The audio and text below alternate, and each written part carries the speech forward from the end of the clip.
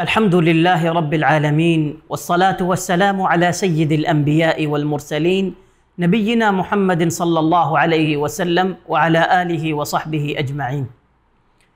رسول اکرم صلی اللہ علیہ وسلم نے ارشاد فرمایا طوبى لمن وجد في صحیفته استغفارا کثیرا، کہ اس بندے کے لیے خوشخبری ہو جو اپنے نامہ اعمال میں زیادہ سے زیادہ استغفار پائے۔ ناظرین اکرام، گناہ کا سرزد ہو جانا بڑی بات نہیں، بلکہ بڑی بات یہ ہے کہ انسان اپنے گناہوں پر اللہ سے بخشش طلب کرے، گناہوں کی معافی مانگے۔ انسان جب توبہ اور استغفار کا اہتمام کرتا ہے تو اسے کیا فوائد اور ثمرات حاصل ہوتے ہیں، اس مجلس کے اندر ہم جانیں گے۔ توبہ کا سب سے بڑا فائدہ کہ اللہ رب العزت گناہ کی وجہ سے جو دلوں پر زنگ لگ جاتا ہے اس زنگ کو دھو ڈالتے ہیں۔ رسول اکرم صلی اللہ علیہ وسلم نے ارشاد فرمایا ان المؤمن اذا اذنب نکتت نکتة سوداء، کہ جب مؤمن گناہ کرتا ہے تو اس کے دل پر ایک سیاہ نقطہ لگا دیا جاتا ہے۔ اگر وہ گناہ سے توبہ کر لے، باز آ جائے گناہ سے، اپنے گناہ پر اللہ سے بخشش طلب کر لے تو وہ سیاہ نقطہ ختم کر دیا جاتا ہے۔ لیکن اگر وہ گناہ پر گناہ کیا جائے تو یہ دل کے سیاہ نقطے بھی بڑھنے لگ جاتے ہیں، یہاں تک کہ پورا دل وہ سیاہ ہو جاتا ہے۔ پھر فرمایا کہ یہی وہ زنگ ہے جس کے متعلق اللہ رب العزت نے ارشاد فرمایا کلا بل ران علی قلوبہم ما كانوا یکسبون، ہرگز نہیں بلکہ ان کے دل زنگ آلود ہو چکے ہیں ان کے گناہوں کی وجہ سے۔ تو جب آدمی توبہ اور استغفار کرتا ہے تو گناہ کی وجہ سے جو دل زنگ آلود ہوا ہوتا ہے وہ دل اللہ رب العزت صاف کر دیتے ہیں۔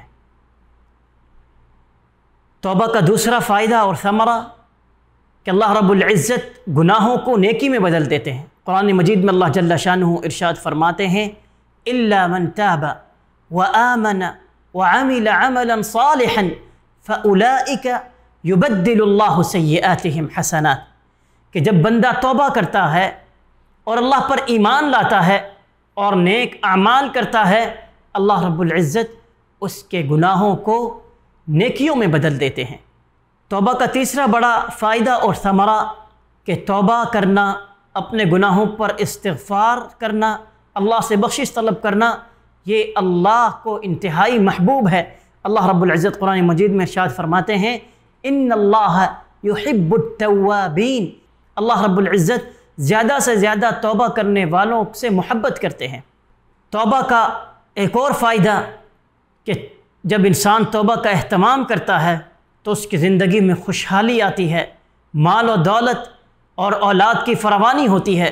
قرآن مجید میں اللہ جل شانہ ارشاد فرماتے ہیں فَقُلْتُ اسْتَغْفِرُوا رَبَّكُمْ إِنَّهُ كَانَ غَفَّارًا، نوح علیہ السلام نے اپنی قوم سے کہا کہ اے میری قوم، اپنے رب سے گناہوں کی بخشش طلب کرو، اللہ رب العزت تمہارے گناہوں کو معاف کر دیں گے۔ وَيُرْسِلِ السَّمَاءَ عَلَيْكُمْ مِدْرَارًا، آسمانوں سے تم پر بارش برسائیں گے۔ وَيُمْدِدْكُمْ بِأَمْوَالٍ، مال و دولت تمہیں عطا کریں گے۔ وَبَنِينَ، اولاد سے نوازیں گے۔ وَيَجْعَلْ لَكُمْ جَنَّاتٍ وَيَجْعَلْ لَكُمْ أَنْهَارًا، باغات عطا کریں گے، نہروں سے تمہیں نوازیں گے۔ تو یہ تمام فوائد اور ثمرات انسان کو توبہ اور استغفار کی بدولت حاصل ہو رہے ہیں۔ اور اسی طرح توبہ کا ایک اور فائدہ کہ اللہ رب العزت اس توبہ اور استغفار کی وجہ سے اپنا عذاب روک لیتے ہیں۔ اللہ رب العزت ارشاد فرماتے ہیں وَمَا كَانَ اللَّهُ مُعَذِّبَهُمْ وَهُمْ يَسْتَغْفِرُونَ، کہ جب تک اللہ کے بندے اللہ سے توبہ اور استغفار کرتے رہیں گے اللہ رب العزت اپنا عذاب روکے رکھیں گے، اللہ رب العزت انہیں ہرگز عذاب نہیں دیں گے۔ اللہ سے دعا ہے کہ اللہ تعالی ہمیں ان توبہ کے فوائد اور ثمرات کو جان کر زیادہ سے زیادہ اپنے گناہوں پر اللہ سے بخشش طلب کرنے اور توبہ کرنے کی توفیق عطا فرمائیں۔ وآخر دعوانا ان الحمد للہ رب العالمین۔